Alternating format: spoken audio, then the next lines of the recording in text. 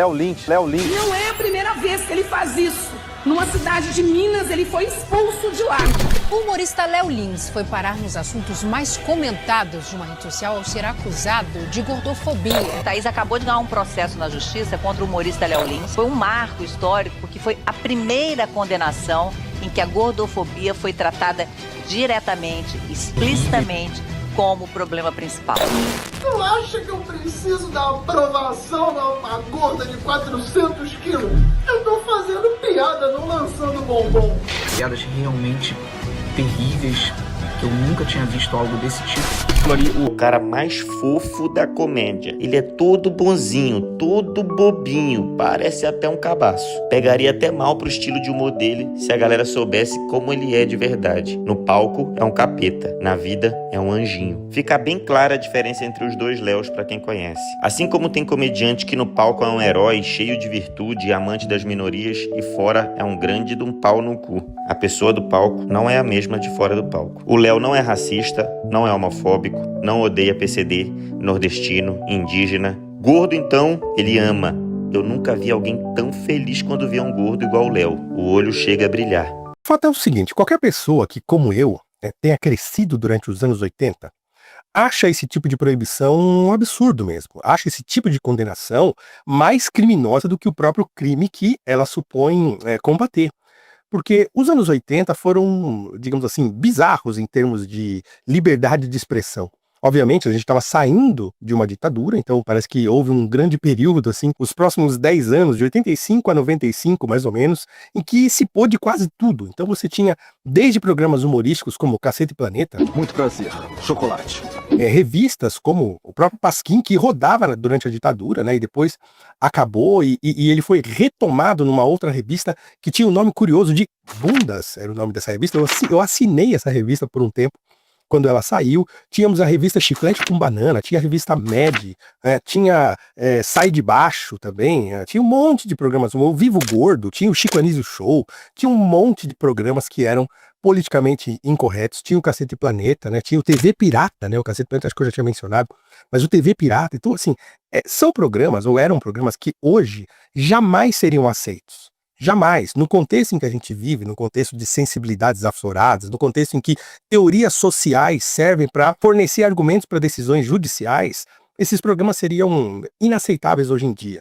Não porque nós melhoramos enquanto sociedade, mas porque simplesmente nós deixamos que grupos minoritários ou grupos de pressão política se apoderem do Estado brasileiro, se apoderem do poder judiciário e, com isso, façam as suas pautas, ou imponham as suas pautas a toda a sociedade.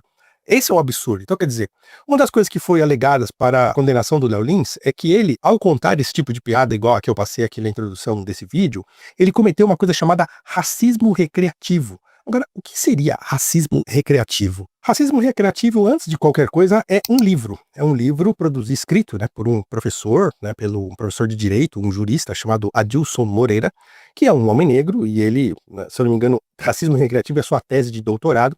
Então ele publicou por aquela coleção da Djamila Ribeiro, Feminismos Plurais, e a ideia de racismo recreativo é que, e aí que eu vou usar a definição que está no Wikipedia de racismo recreativo, que foi retirada do contexto do livro do Adilson Moreira.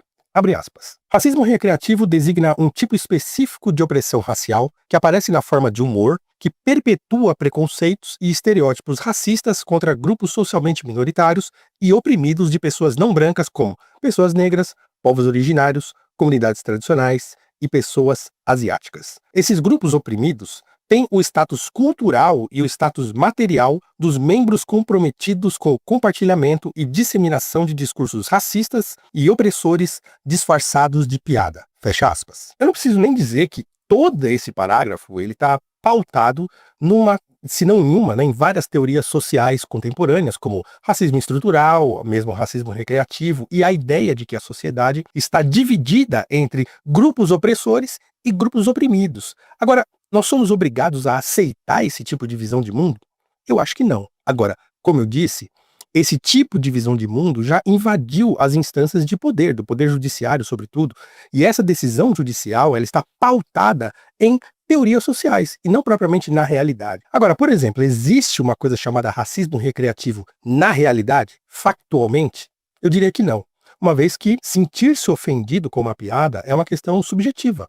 Então, quer dizer, se eu ouço um tipo de piada como esse dentro de um show de stand-up em que eu escolhi ir, né, então, quer dizer, eu posso me ofender ou não com isso, mas as pessoas que vão a esse tipo de show, elas estão propensas a ouvir esse tipo de piada e rir dessas piadas, porque na verdade é uma piada, é feito para ser uma piada. O humorista está ali na condição de alguém que quer quebrar a expectativa do seu público, quer criar, né, por meio daquela ideia da construção da piada, da punchline e tudo mais, né, com um texto, né, é um texto fictício, e é isso mesmo, o humor é um tipo de ficção mesmo. Então, quer dizer, ele não está ali representando o Léo Lins, né, o humorista não está ali representando ele próprio, ele está meio que fazendo uma personagem ali, uma persona, uma espécie de coringa sem maquiagem, que vai ficar fazendo traquinagens com as palavras ali, para que as pessoas riam daquilo.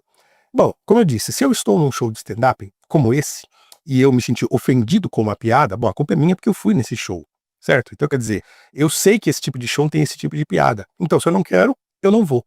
E sentir-se ofendido, como eu falei, é uma questão subjetiva.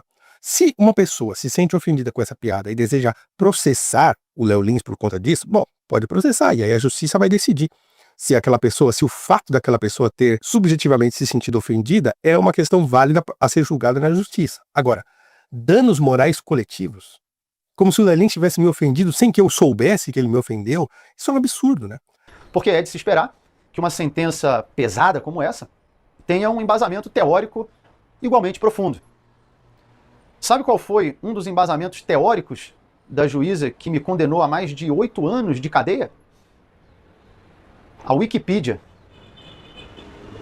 E isso não é uma piada. Você imagine um inocente acusado de homicídio, a juíza fala, você matou? Ele diz, não. Ela vai na Wikipedia, pessoas podem mentir? Sim, sabia, condenado. Isso mesmo, a Wikipedia tendo um aviso. Não é fonte primária de informação, não substitui uma pesquisa acadêmica, assim como no meu show, também tem avisos. Show de humor, apresentação de stand-up, comedy, obra teatral, ficção. Você está entrando em um teatro, está em um canal do humorista Léo Lins. Mas parece que as pessoas perderam a capacidade de interpretar o óbvio. Estamos vivendo uma das maiores epidemias dos últimos tempos, a da cegueira racional. Os julgamentos são feitos puramente baseados em emoção e ninguém quer mais ouvir o próximo, quer no máximo convencê-lo da sua própria verdade. Isso pode trazer consequência para qualquer pessoa, mas no caso de um juiz, de uma juíza, pode trazer consequências gravíssimas. Eu vou citar alguns trechos da minha sentença e eu deixo para que vocês façam o julgamento por si só. Em um certo momento, a juíza fala, apesar de haver texto, edição, cenário, figurino e estar em um palco, parece-nos não se tratar de um personagem, e sim da pessoa a proferir discursos. Eu te mostro a cabeça de um jacaré, o corpo de um jacaré, o rabo de um jacaré, e eu pergunto que animal é esse e você responde é um camelo. Aí não adianta mais argumentar. Não importa o que eu fale ou o que eu mostre, você já decidiu antes de olhar. Em um outro trecho, ela fala, e por mais que tenha acontecido em um teatro, ao ir para o YouTube, saiu do teatro. Então, a partir de agora, se eu assistir um filme de romance, eu posso processar os atores do filme por atentado ao pudor, porque a cena romântica entre o casal não aconteceu mais no estúdio do cinema, e sim aqui na sala da minha casa. Isso é de uma limitação cognitiva grave e preocupante. E em outra passagem ela fala, mesmo que fosse um personagem, ainda assim, há crime. Aí, acabou. Porque se um personagem pode cometer um crime, agora dá para prender a atriz que faz a vilã da novela, o ator que faz o vilão no filme, numa série. Eu espero que os humoristas, que a classe artística, que as pessoas em geral entendam a gravidade de uma sentença como essa. Eu sei que muitos estão indignados com a minha condenação, alguns estão felizes, porque é isso que virou a nossa sociedade. Um coliseu romano, onde cada grupo vibra quando um suposto adversário, às vezes nem é, cai ou é empurrado aos leões.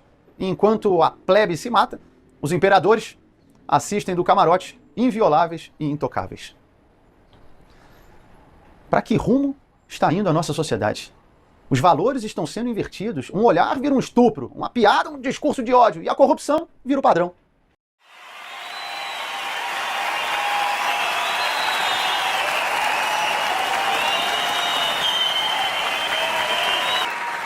Porra, que plateia sensacional, viu? De verdade, muito, muito obrigado.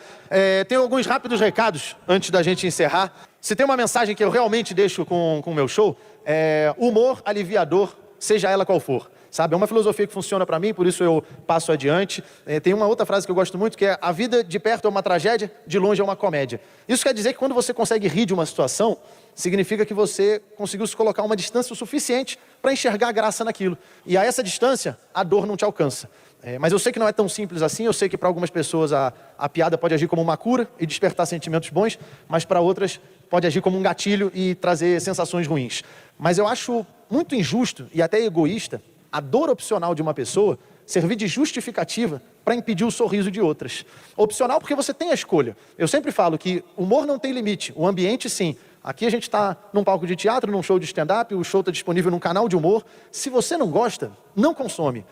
Se você tem alergia a amendoim, porra! Não come um bolo de amendoim, filha da puta! Você vai morrer ou processar a padaria, que é o que acontece.